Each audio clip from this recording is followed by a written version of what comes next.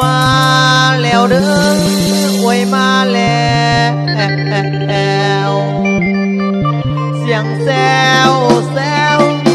เสียงคนห้องอวยมาใส่ขอเชิญเดินทางสีแข็งนอภาคใต้ขอเชิญเข้าร่วมแข่งขันเป็นกีฬาหน้าน้ำจัดขึ้นที่อัตตปือบุญสวงเฮือออกพรรษาให้มวนกันนอปี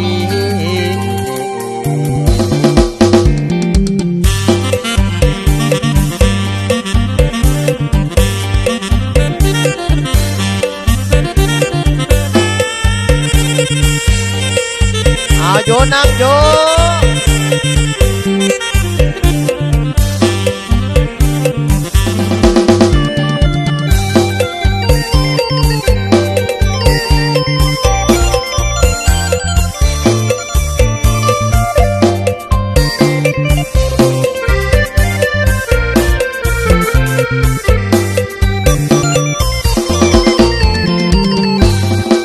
โอ้เชิญพี่น้องไล่ปักส่วนเข้ามาเที่ยวชมมวนตื่นสุขสมบนเรือที่อาดกับมือที่นี่เปิดพวงสุลาวที่นับถือแข่งอาดตะปือปีนี้ที่ต้นอ่อนที่แข่งความไกลเสิร์ฟเก่าการแข่งขันแข่งสารวัตรจับประสานเอกกองเดินเนอทุกท่านเข้ามาห่วงตลอดใต้น้ำในกองในน้ำในกองเด็กกำลังโอ้ยได้นางนี่หลายบ้านหลายแห่งหลายเมืองเดินเข้ามาห่วงกองรวมน้ำจะพาเก็บของที่นอนเก็บน้ำตอนและแขกขึ้นทั้งไตเก็บน้ำตอนและแขกขึ้นทั้งไตเมื่อสมัครไตหลวงการ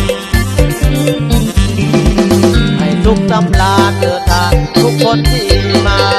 ควรเดินแต่น้ำตาภาษาแดดอาดตะปือลาวพี่น้องจำภาษาที่นับถือแข่งอาดตะปืออันรู้สึกตายข้างแหลมใจโอ้ยได้นะสันน้องที่สาวแข่งเป็นกองสารวัตรเด่นทีมนั้นเป็นแค่มังกรพนันอาหารกาดแข่งแข่งบ่ได้ข้างหน้าแม่นลักไส้แข่งบ่ได้ข้างหน้าแม่นลักไส้ไฟเดิมขึ้นหมายว่าเป็นแซ่บว่าผู้ใดสิเป็นแซ่บโอ้ย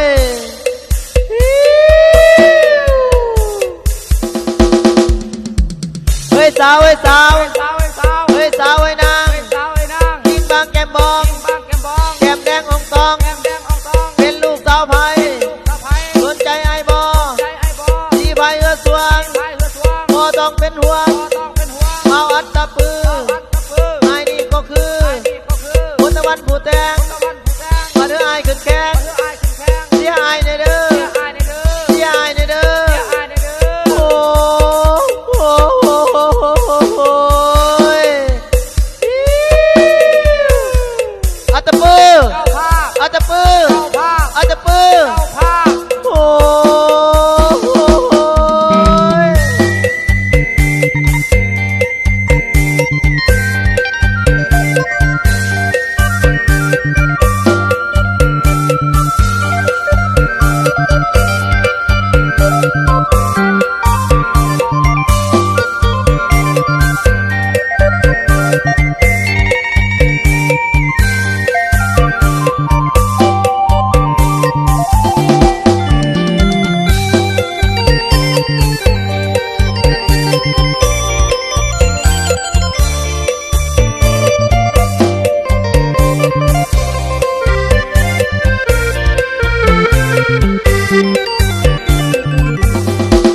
โอ้ยได้นางสันน้องสาวแข่งเป็นกองสารวัตรเด่นทีมนั้นเป็นแค่มังกรพนันอาหารกาดแข่งแข่งบ่ได้ข้างหน้าแม่นลักไส้แข่งบ่ได้ข้างหน้าแม่นลักไส้ไฟเดิมขึ้นหมายว่าไปเป็นแซ่บว่าผู้ใด